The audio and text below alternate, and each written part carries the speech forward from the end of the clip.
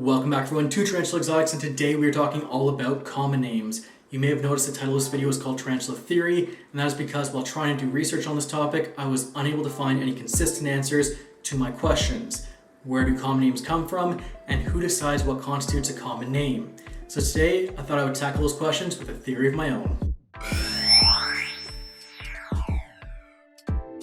In order to come up with a theory on these questions, we first have to understand scientific names and how they come into effect. To do this, we must first go all the way back to grade school science and consider taxonomy.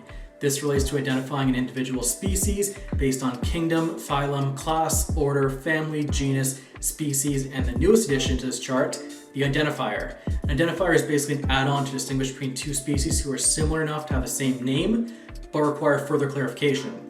An example of this is the Neoholopheli inci, which can also have the name Neoholopheli inci species gold. This provides an added clarifier identifying the traditionally olive-colored species with the gold color form of it.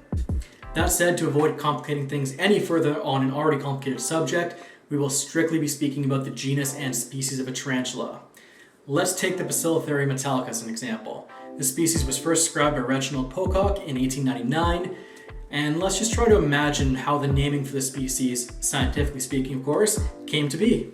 Well, you look at this beautiful specimen. It's like nothing we've seen before. But based on its flattened carapace, maxilla with spines, and black teeth like tubercles, this must be a member of the Bacillotheria genus. Now, I think this is a new species.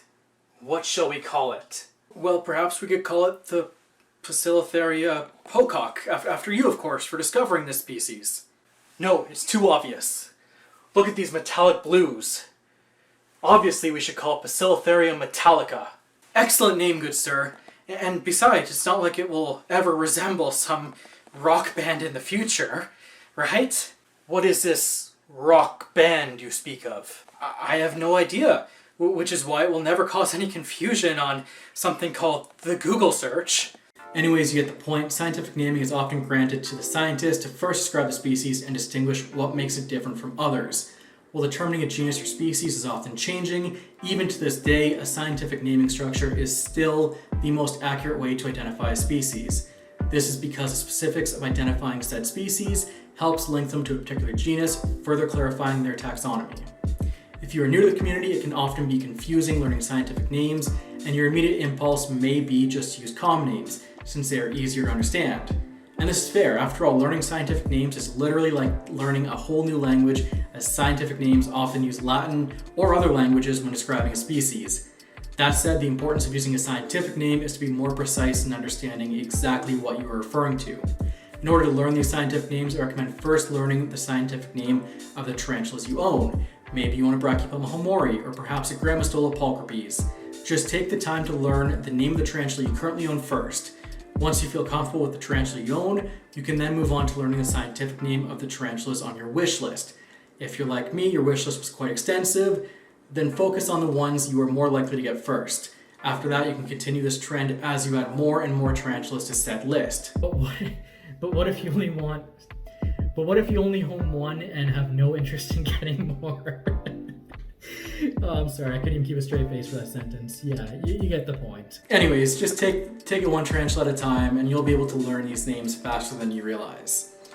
Back to the topic at hand, though, common names. Now that we have a brief understanding on scientific names, how do we answer the questions, where do common names come from, and why do they exist? Well, this is where the theory comes into play. The previous example I used was the Bacillotherium metallica. The common name is the Gouty sapphire ornamental. Quite the mouthful, and honestly it doesn't even have the same ring to it as simply saying P. metallica. Let's look at another example though. The Grammostola pulchripes, formerly known as Grammostola aureostriata, has the common name Chaco goldeni. Now that has a certain ring to it. So what do these two examples have in common that would help us put together a theory on why common names exist? Well, they're both descriptive in a way that lets you visualize what the spider looks like. The Chaco goldeni tells me that this tarantula probably has golden knees. The Gouty sapphire ornamental tells me that it is most likely blue. So who would benefit most from adding these descriptive names to a tarantula? In my opinion, that would have to be the people trying to sell these tarantulas in the pet trade, which means I'm proposing that the use of common names was invented by people trying to sell these animals for a profit. Whether that be exporters, importers, or retailers is up for debate, but I think it is safe to say that the scientists who discovered these animals probably aren't the ones thinking up the descriptive names when making the discovery. So why do common names exist? Well, we have to understand that tarantulas have been actively sold in the pet trade since the 70s.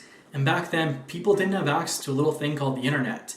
Meaning if you were purchasing one of these animals from afar, it was difficult to send pictures over prior to the purchase.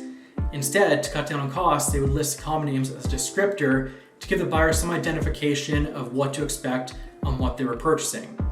After all, if you received a tiny spiderling that had no colors, it would be difficult to know that said spider was going to develop golden knees when it transitioned into its juvenile stage. If this is all true and the common names are simply created as a descriptor, an easier way to understand what we are buying, then why now do we insist on using scientific names? Well, two reasons come to mind here. The first is that common names were never actually regulated or embraced by the scientific community. As a result, we see much confusion among several common names where multiple names may be given to the same species, or multiple species have the same common name. The second reason is having access to all the information you need right at your fingertips. The internet. With the internet becoming widely available and accessible to most of the world, we no longer have to guess what a species may look like. Most, if not all, sites try to have a corresponding picture of an adult version of the species you were looking to purchase, eliminating the need for the descriptive common names we often used in the past. A picture is worth 1,000 words after all, and while Mexican red knees actually have orange knees, but I guess red was just a more profitable color at that time. So to answer the question, where do common names come from, it can be summed up in one word: marketing. Now, as mentioned at the beginning of this video, this is just a theory and I could not find any hard evidence to back this claim up, so I will let you decide in the comments below whether this theory is true or just simply a ramble. Thanks so much for watching. If you enjoyed the video, make sure to hit that subscribe button below for more content. I will be following a new schedule with a new video out every Wednesday. I hope everyone is staying safe out there, and I will see you in the next one.